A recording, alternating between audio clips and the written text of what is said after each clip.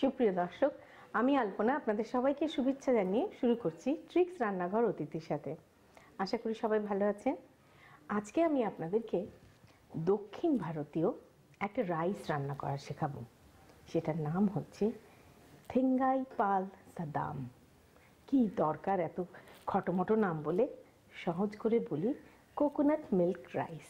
হ্যাঁ, অসাধারণ খেতে এই মজাদার কোকোনাট মিল্ক রাইসটা রান্না করার আগে চলুন আমরা একটু দেখে আসি এটা রান্না করতে কি কি উপকরণ লাগে। কোকোনাট মিল্ক রাইস তৈরি করতে আমাদের লাগবে নারকেল দুধ 10 কাপ, পোলাওর চাল 5 কাপ, সয়াবিন তেল 5 টেবিল চামচ, ঘি 5 টেবিল চামচ, তেজপাতা 2-3টি, কাজু বাদাম 1 মুঠো, কালো গোলমরিচ 10-12টি, এলাচ 6-7টি, দারচিনি 3-4 টুকরো, স্টার এনিস 2টি, মৌরি 1 টেবিল চামচ, কারি পাতা 6-7টি, কাঁচামরিচ 10-12টি, ধনেপাতা কুচি 1 কাপের 4 ভাগের 1 ভাগ, পুদিনা পাতা কুচি 1 কাপের 4 ভাগের 1 ভাগ, পেঁয়াজ কুচি 1 কাপ, আদা বাটা 3 টেবিল চামচ, রসুন বাটা 2 টেবিল চামচ, চিনি 2 চা চামচ এবং লবণ স্বাদ মতো।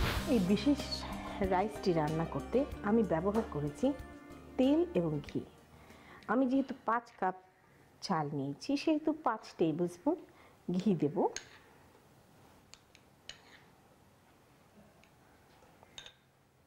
ওরা সাধারণত রান্না করে এটা বাসমতি চাল দিয়ে। সেই ক্ষেত্রে বাসমতি চালটা 1 ঘন্টা ভিজিয়ে রেখে অনেক কিছু করতে হয়। আমার কাছে ভালো লাগে আমাদের দেশি কালিজিরা চাল, আমি তাই পোলাওয়ের চালই নিয়েছি। এখানে আমি দেব 5 টেবিল স্পুন তেল।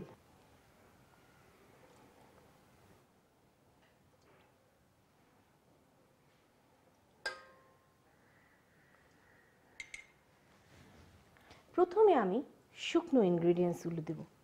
2টো তেজপাতা আর দেব একটু 1 মুঠ কাজু বাদাম। আমি এখানে নিয়েছি কালো গোলমরিচ, এলাচ, দারচিনি আর স্টার অ্যানিস, নতুন একটা মাত্রা।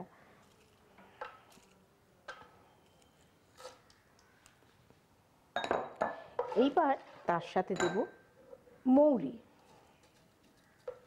এই কটা জিনিস একসাথে ভাজা হয়ে একটা অপূর্ব অ্যারোমা তৈরি হবে। কাজুগুলোকে একটু হালকা সোনালি করতে হবে। এইবার এতে আমি দেব কারি পাতা এবং একটু করে মুখ চেরা কাঁচামরিচ। আমি এখন দেব ধনে পাতা এবং তারপরে দেব পুদিনা পাতা।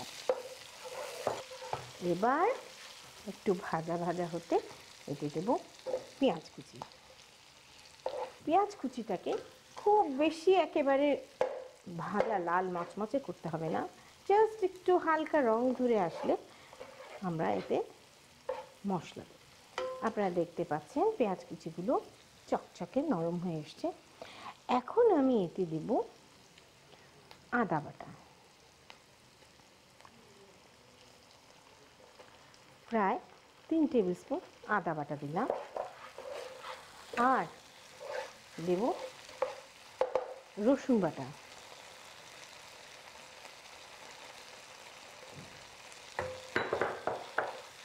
এবার এতে দেব লবণ, 5 কাপ চালে লবণ। আমি এতে নারকেলের দুধ যদিও একটু মিষ্টি মিষ্টি হয়, তারপরেও আমি এতে 2 চামচের মতো চিনি দিয়ে দিলাম। অসাধারণ সুন্দর একটা গন্ধ বেরিয়েছে। এবারে আমি এর মধ্যে দেব 10 কাপ নারকেলের দুধ।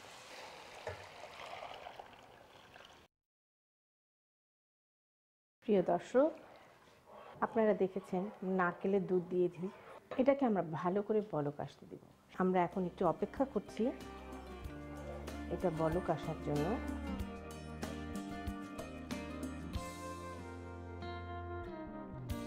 ভালো মতো আমাদের নারকেলের দুধ বলক চলে এসেছে। এখন আমি ধুয়ে রাখা পোলার চাল প্রায় 5 কাপের মতো দিয়ে দিচ্ছি এতে।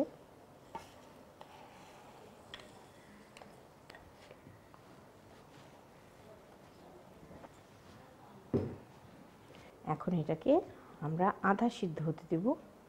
পানিটা যখন 1/3 বেশি কমে আসবে তখনই আসলে আমরা এটাকে ঢেকে দেব। আমরা তাহলে এখন এই পর্যায়ে ঝালটা একদম একদম কমিয়ে দেব। এইরকম ধিমে আছে ভালো করে নেড়ে মিশিয়ে একটা এয়ার টাইট, আপনার যদি এরকম হাঁড়ি না হয়, যেই হাঁড়ি হবে একটা টাওয়েল দিয়ে ঢাকনাটা পেঁচিয়ে এয়ার টাইট করে দিবেন, অথবা এরকম হাঁড়ি হলে এইভাবে এয়ার টাইট করে ঢেকে জালটা একদম ধিমে আঁচে করে 20 মিনিটের জন্য রেখে দেব।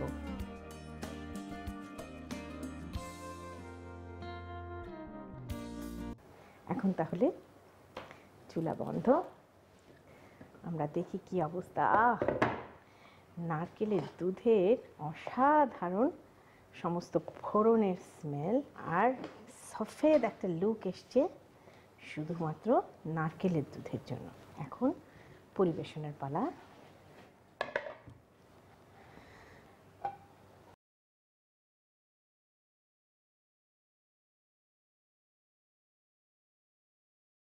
এটা একেবারে নতুন স্বাদের একটা পোলাও, মানে যারা এর সাথে অপরিচিত রয়েছেন, প্রিয় দর্শক, তৈরি হয়ে গেল দক্ষিণ ভারতীয় মজাদার স্বাদের কোকোনাট মিল্ক পোলাও। আপনাদের সবার সুবিধার জন্য চলুন এটার প্রণালীটা আর একবার দেখে আসি। প্রথম একটি পাত্রে ঘি, সয়াবিন তেল, তেজপাতা, কাজু বাদাম, গরম মশলা, মৌরি, কারি পাতা, কাঁচামরিচ, ধনে পাতা কুচি, পুদিনা পাতা কুচি, পেঁয়াজ কুচি, আদা বাটা, রসুন বাটা, লবণ ও চিনি একসাথে ভালো করে কষিয়ে নিন। এবার এতে নারকেল দুধ দিয়ে বলক আসা পর্যন্ত জাল দিন। তারপর এর মধ্যে পোলাওর চাল দিয়ে ভালো করে নেড়ে কিছুক্ষণ জাল দিন। এবার পাত্রটি ঢেকে অল্প আঁচে 20 মিনিট জাল দিন। সবশেষে ভালো করে মিশিয়ে নিয়ে পাত্রে তুলে পরিবেশন করুন দারুণ মজার কোকোনাট মিল্ক রাইস।